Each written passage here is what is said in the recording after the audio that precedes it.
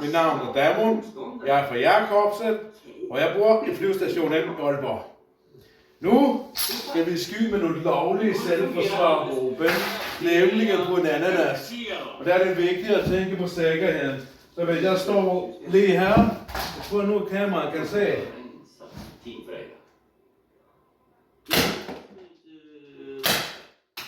Sådan ja. Han påstod att han hade viktigare saker för sig idag.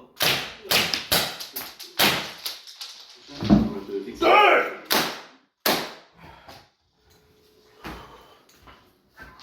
Ja, hej. Lägg inte på den. Jag har någon som vill prata med dig. Då så.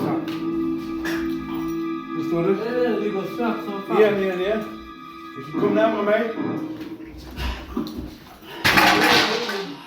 Oj, shit bro, shit. Gott nyttår Mattias. Nu ska det pangas på riktigt som de ser på jägarna. Någonsin, men det har jag ingenting för. Put your hands down! Vi förlorade.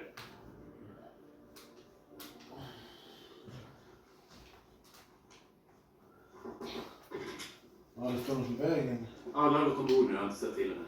Hon har blivit av sig.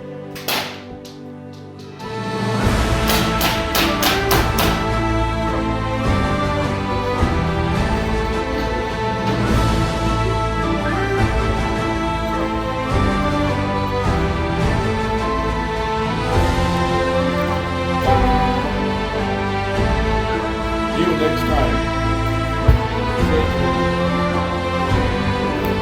Eller hur bro? Tjena bro. Men gick inte nu, är allt förstört.